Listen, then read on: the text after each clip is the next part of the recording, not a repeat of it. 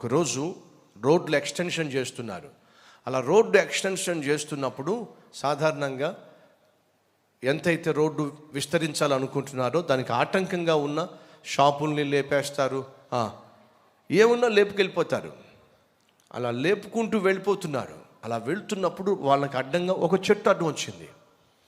చెట్టు అడ్డం వస్తే ఆ చెట్టును కూడా కొట్టేద్దామని చెప్పి వాళ్ళు ప్రయత్నం చేస్తూ పైన కొమ్మలు నరుకుతున్నప్పుడు అక్కడ ఒక గూడు ఉంది. ఆ గూడులో పక్షి ఉంది. ఆ పక్షి అప్పుడే గుడ్లు పెట్టింది. అది చూసినటువంటి వ్యక్తి కిందున్న అధికారితో అన్నాడు, సార్ ఇక్కడ కొమ్మకి ఒక చెట్టు, ఈ కొమ్మకి పక్షి గూడు ఉందండి, ఆ పక్షి గూట్లో గుడ్లు ఉన్నాయండి, ఆ గుడ్ల మీద ఆ పక్షి పొదుగుతూ ఉందండి, నరికేమంటారా కొమ్మ?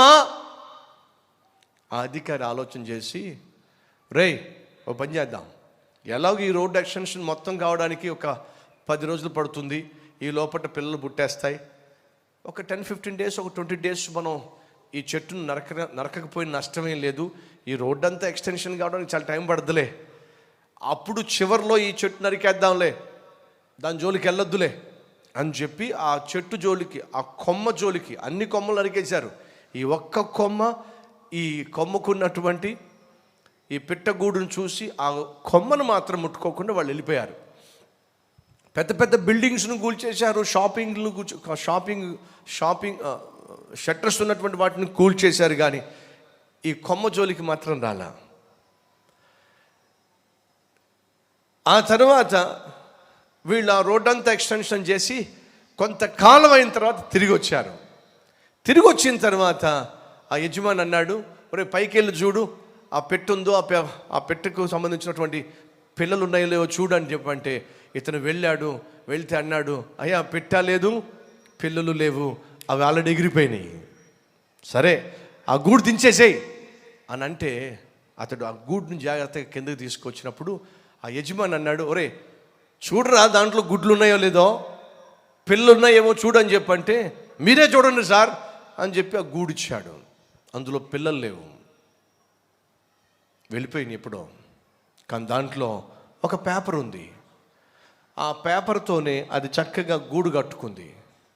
ఏమిటి ఈ పేపర్ అని చెప్పి జాగ్రత్తగా చూస్తే అది పేపర్ కాదు, బైబిల్లో ఎక్కడో ఉన్నటువంటి వాక్యముతో కూడిన ఒక చిన్న కాగితపు ముక్క. ఆ కాగితపు ముక్కతో చక్కగా అది గూడు కట్టుకుంది. ఏమిటి ఈ కాగితము అని చూస్తే అందులో రాసుంది, ఏ అపాయము నీ గుడారమును సమీపించదు. ఏముంది? ఏ అపాయము నీ గుడారమును సమీపించదు. గూట్లో పెట్టుకుందండి. ఆ గూట్లో ఉన్నది ఏంటి తెలుసా? దేవుని వాక్యము. ఆ వాక్యం ఏంటో తెలుసా? ఏ అపాయము నీ గుడారము సమీపించలా. బిల్డింగ్లు కూలిపోయినాయి, షాపింగ్ మాల్లు కూల్చేశారు, కానీ ఈ గూడు జోలికి మాత్రం రాలేకపోయారు. కారణం తెలుసా? ఆ గూటిలో దేవుని వాక్యము ఉన్నదండి. నీ గూటిలో, నీ ఇంటిలో, నీ హృదయములో దేవుని వాక్యము ఉన్నట్లయితే ఏ అపాయము నీకు సమీపముగా రాదండి. అంతేకాదు, ఏ వాగ్దానం అయితే దేవుడు చేశాడు, ఏ వాగ్దానం చేశాడు, ఏ అపాయము నీ గుడారమున సమీపించదు, ఆ వాగ్దానం ఆ గూటిలో ఉన్నటువంటి పక్షిని, పక్షి బిడ్డలను కాపాడిందండి. నా దేవుడు వాగ్దానాన్ని నిలబెట్టేవాడు. వాగ్దానాన్ని నిలబెట్టగలిగిన కృపగలవాడు.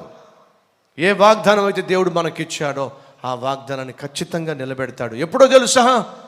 వాక్యమును ధ్యానించు.